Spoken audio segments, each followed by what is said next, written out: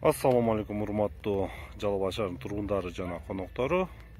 Ошондой эле адилеттүү жарандар, YouTube каналынын көрөрмандары, колдоочулары, хейтерлери, баарыңарга ысык салам. Азыр мен мына Жалал Абад санаторий деп жазылып турат, бирок элди арасында Жалал Абад курорту деп таанымал санаторий бул. Мына азыр могул Калпак остановканын жанында турам. Көптөн бери чыга эле келем бул жака. Бул жерде мен акыркы жолу чыкканда бул жерде тротуар курулуп атат эле, куруу иштери жүрүп атат эле. Ошондон бери чыга эле келем. Мына азыр бүгүнкү күндө көрүп атабыз, мына техникалар дагы эле турат. Мына бул жерде жолдор дагы эле жасалып атыптыр. Эми до конца бүтө элек экен. Азыр эми ылдыйга түшөйлү. Тормоз сал чатагыраак эле, анча мынча учуп кетсек капа болбойсуңар. Мына баштадык. Тротуар негизи бул жерден башталат. Азыр бул жер бир аз могул жерлерде асфальт болсо, могу шагылдар жок болуп үстүдө асфальт болот. Мурун билесиңер, бул жерде брусчатка сыяктуу плитка болгон эле, азыр мына асфальт жол жасалып койду эле. Бул эми чын айтсам, мына Эрнис мырза менен көп жылдан бери таанышпыз. Ар сүйлөшкөндө ушул велодорожка, пешеходный дорожка курортко освещенный болсо деп сүйлөшөт элек да. Анткени Кудай жалгап, быйыл Жалал Абадка 2 миллиард сом дополнительно келип калды. Ошо 2 миллиарддын атагында мына дорожка, өзү эски дорожка бар нар жакта, бирок бетонный. Алда жакшы эле, бирок түнү жанагы жок эле да, жарыктык жок эле. Азыр мына быйыл мэрия, бул өзү негизи бул мэрияга карабайт бул жерчи, бирок шаардын элиге ыңгайлуулукту түзүп беребиз деп жарыктыктарды коюп, жарыктыкты андай кылып асфальт, жол, тротуар жасаптыр. Жылдаган боюнча кетип атабыз. Эми мен түнү жүргөндөр бирок айтып атат, жакшы эле жарык болгону зор иш, жакшы болуптур деп. Кече күнү президент келгенде дрондон тарткан экен, көрүнүп турат, өйдөлүктөндү асманда жанагы узун жанып турган драконго окшоп жол жапжарык. Бул ошо жергиликтүү туристтерге, санаторий, курортто жаткандарга өтө ыңгайлуу, безопасность дегендей, түнү караңгыда чуркабайт, айдабайт жолдо спортсмендер. Ушул жарык тротуар менен чуркайт деп.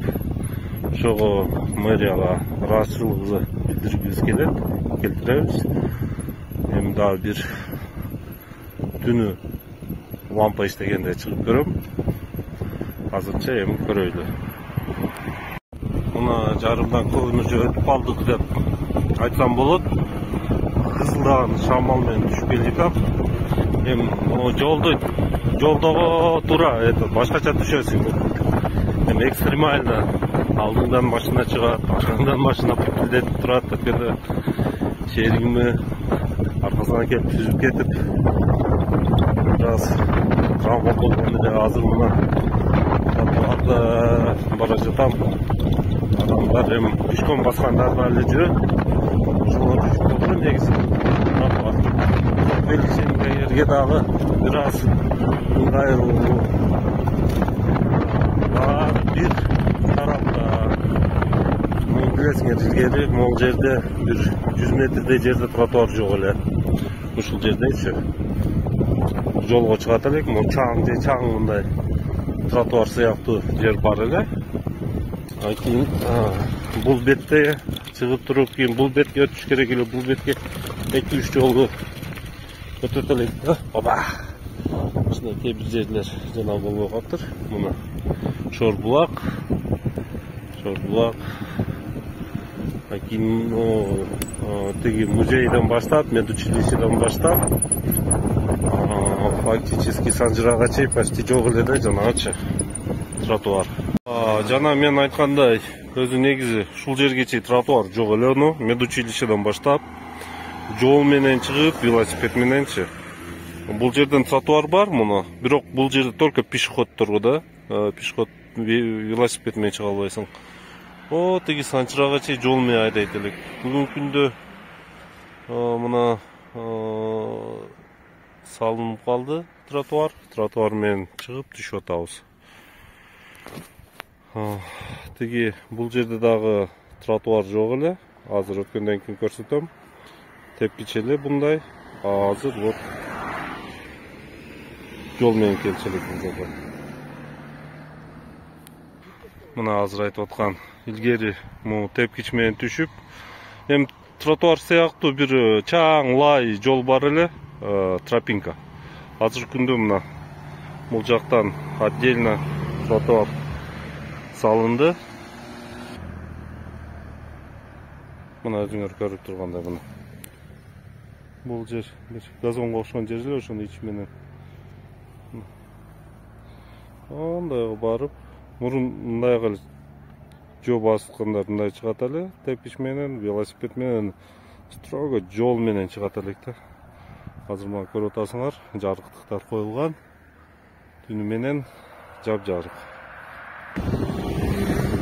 Мына Ленин көчөсүгө түшүп алдык, тынчысын аман, сонун болуптур дорожка. Эми планда жанагындай канатный дорога кылабыз деп атат эле. Канатный дорога кылып койсо, туризмге өтө чоң түрткү болобу дейм да.